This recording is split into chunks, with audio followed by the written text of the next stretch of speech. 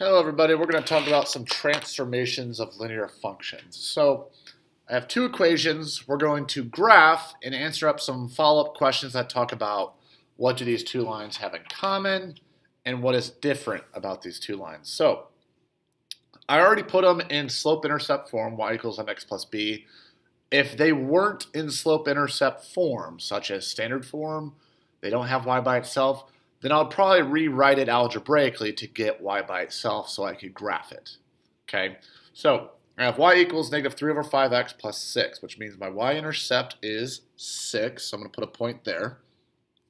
And my slope is negative 3 over 5, which means since it's negative, we want to be going down.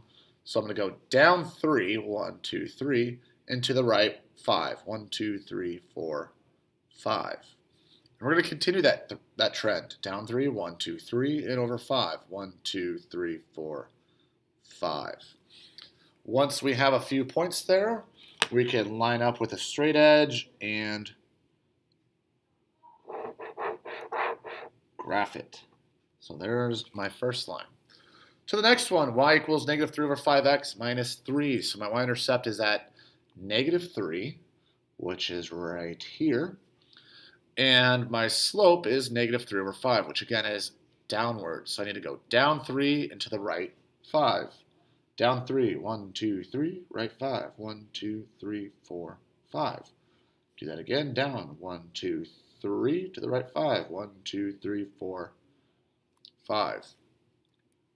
I'm going to take that straight edge, line them up, and graph them.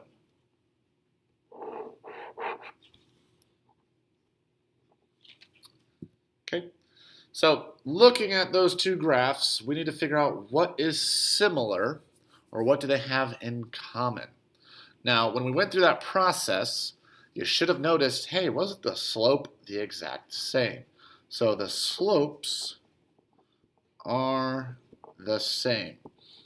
Now, one other thing I want you to notice with that is graphically, just look how these almost look like the same line. They're going down at the same rate.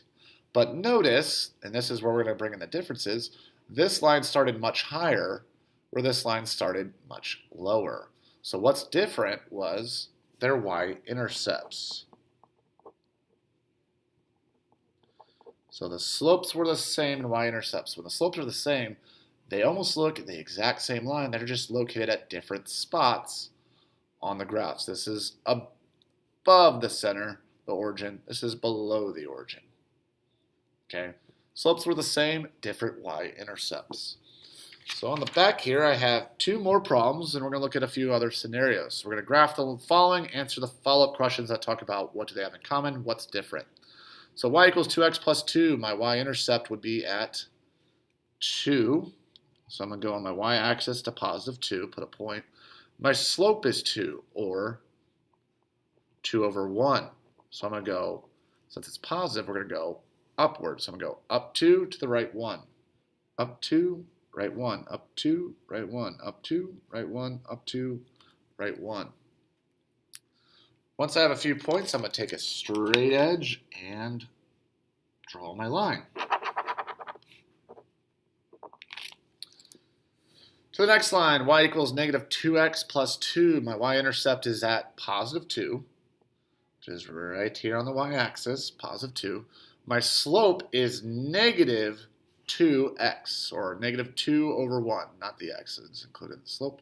Negative 2 over 1 is my slope. So since it's negative, we need to be going down. So down 2 to the right 1.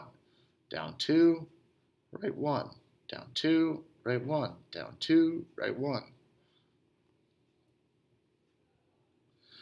Once I have quite a few points there, I'm going to take my straight edge and graph.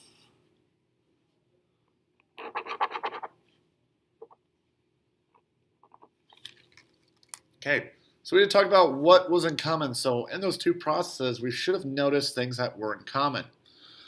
Notice where we started. We both started at the same spot on the y-axis, so their y-intercept is the same. So where I cross the y-axis is the exact same. What's different if you notice the slope over here, that they're very similar, the slopes, except this is positive 2 and negative 2. Remember slope, dude. Positive slopes, we're going to be going upward from left to right. Negative slopes, we're going to be coming down as we go left to right. So these slopes were different.